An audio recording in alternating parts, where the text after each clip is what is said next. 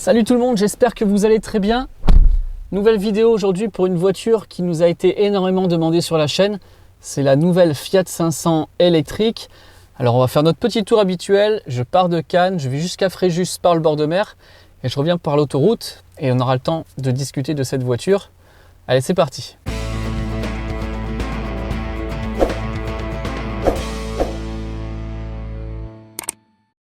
Cette voiture, je l'ai pendant 2 jours.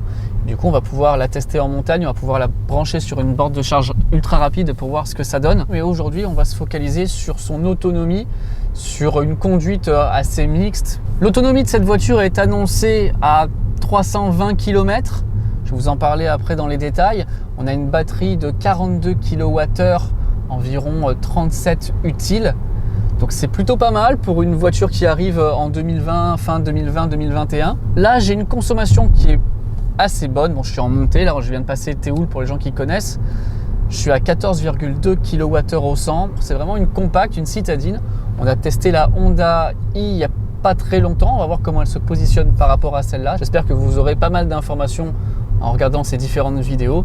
Est-ce que ça vous incitera à passer sur la Fiat 500 électrique ou au moins à passer à la voiture électrique? En tout cas, n'hésitez pas à me dire ce que vous pensez de ce type d'essai en partie commentaire. La version que je teste aujourd'hui, c'est la version avec la plus grande batterie.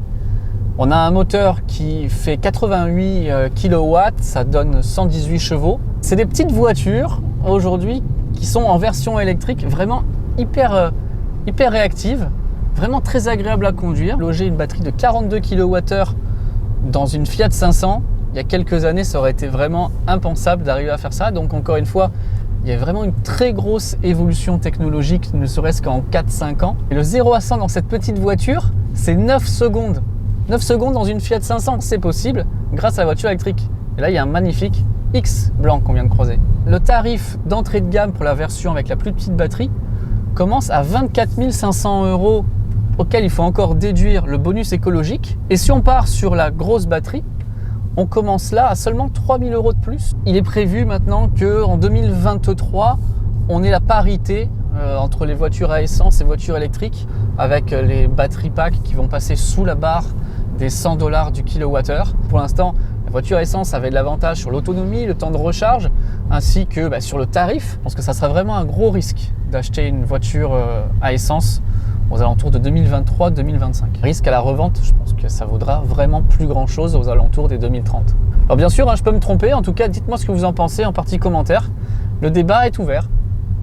On est à Aguet, on a fait 26,6 km et il me reste 94% de batterie, ce qui est vraiment honorable. Et il me reste 264 km, une consommation qui est de 11,5, ce qui me donne une autonomie de passer 300 km. Il y a 3 modes de conduite sur cette voiture. Le mode éco, les modes range sont des modes qui vous permettent d'avoir plus de souplesse dans la pédale et d'avoir une régénération maximale. Du coup, je trouve que c'est nettement plus agréable. Mais ce qui n'empêche pas que si j'appuie là, elle part. Elle part comme un bolide pour une toute petite voiture. Est-ce que vous êtes accro à la Fiat 500? Est-ce que vous en avez une? Et est-ce que vous serez prêt à passer sur une version électrique? Je suis vraiment très curieux de savoir ce que vous en pensez. J'avoue, j'étais jamais monté dans une Fiat 500 de ma vie. C'est vraiment super, vraiment super. Je suis très content. Ça fait vraiment plaisir de rouler en voiture électrique quand on est là comme ça, dans une zone un petit peu avec des bouchons. J'entends les voitures diesel à côté qui font un bruit de dingue.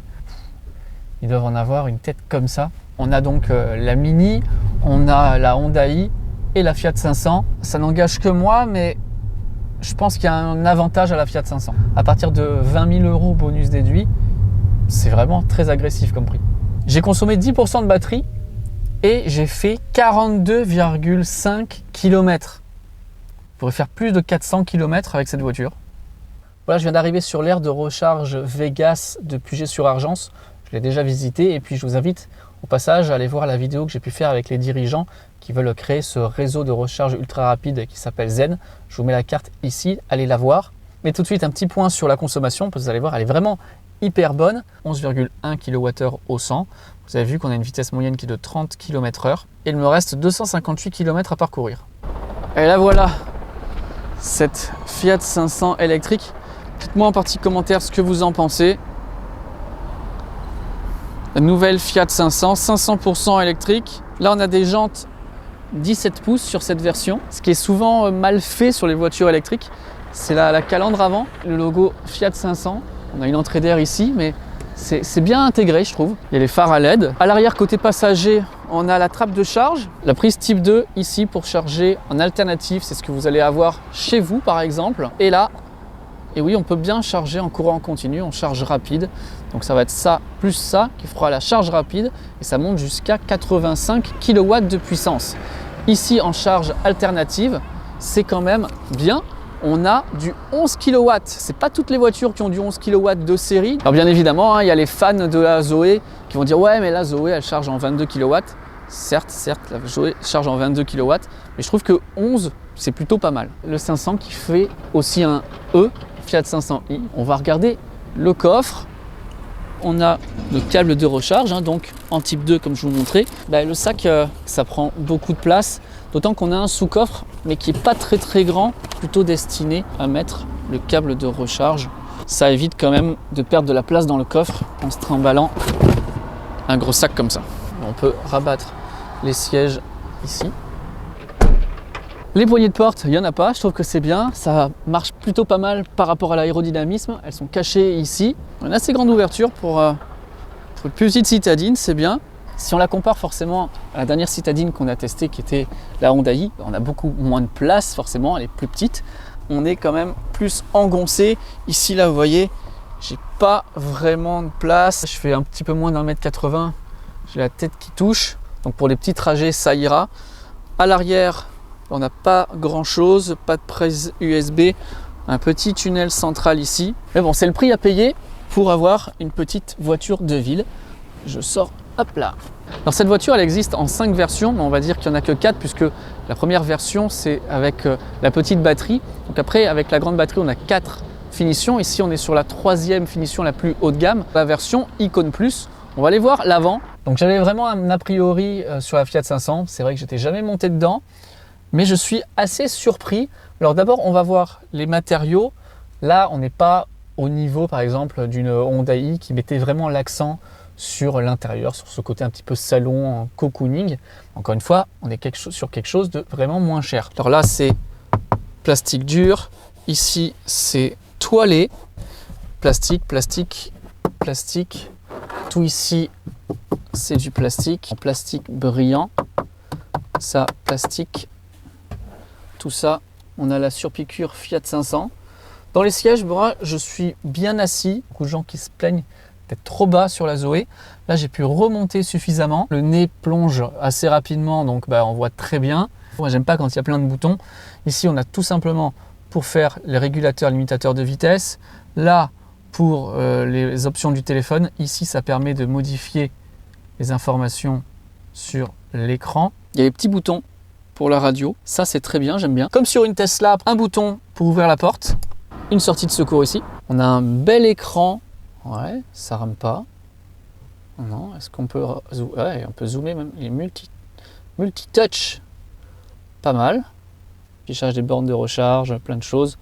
Donc c'est assez standard maintenant sur les voitures. C'est bien présenté ici.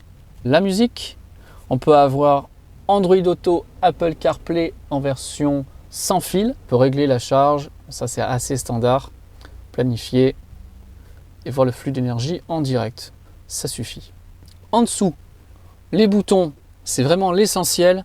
La clim auto, là où on a envie d'envoyer le flux d'air, vraiment très simple. C'est un petit clin d'œil parce que la voiture est assemblée en Italie, à Turin, et c'est donc le chargeur à induction qui est ici. Également là, un USB.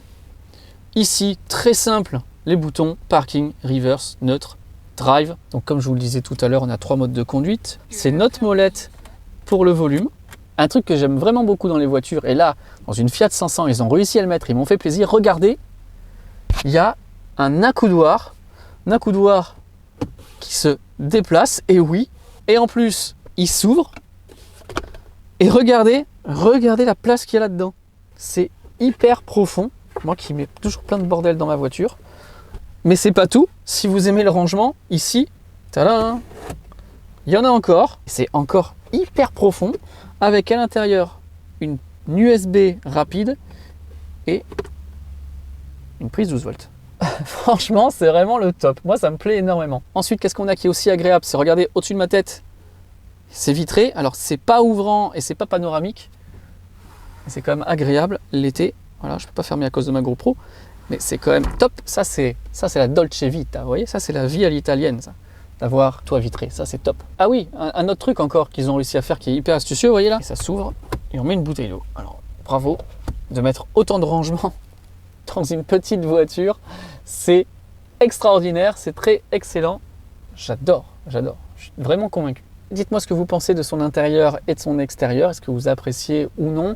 Moi je vais reprendre maintenant l'autoroute, je vais poursuivre mon petit tour.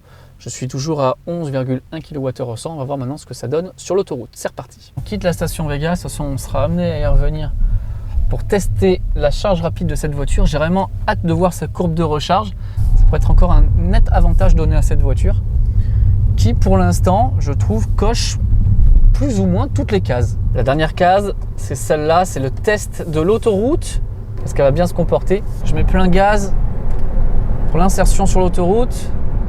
Je suis à 100, 110, ça y est. Ça vibre pas. J'ai pas vraiment de bruit d'air, en tout cas rien qui arrive par le pare-brise ou par les rétros.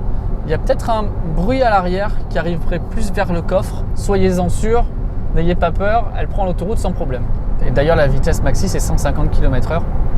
J'arrive à la barrière de péage de Fréjus. Je vais pas du tout toucher au frein. Ça freine tout seul. Ça marche aussi bien que sur la Tesla. Je jauge avec mon pied droit. Impeccable, bravo. Bon, c'est pas tout ça, mais on est là aussi quand même pour tester, pour s'amuser. Donc, on va se mettre en mode normal. Allez, c'est parti. Hop. Petite voiture qui en a. Je suis à 100 km/h. 90 derrière un camion. Je vais déboîter. Je suis à 100. Et je suis à 110. Ça va pas vous scotcher à votre dossier, mais c'est une voiture de tous les jours, axée citadine. On ne lui demande pas d'avoir les performances d'une Tesla Model 3 Performance, justement. Ça marche très très bien, ça suffit. J'ai eu aucun mal à doubler alors que c'est une très grosse côte. Je suis bluffé.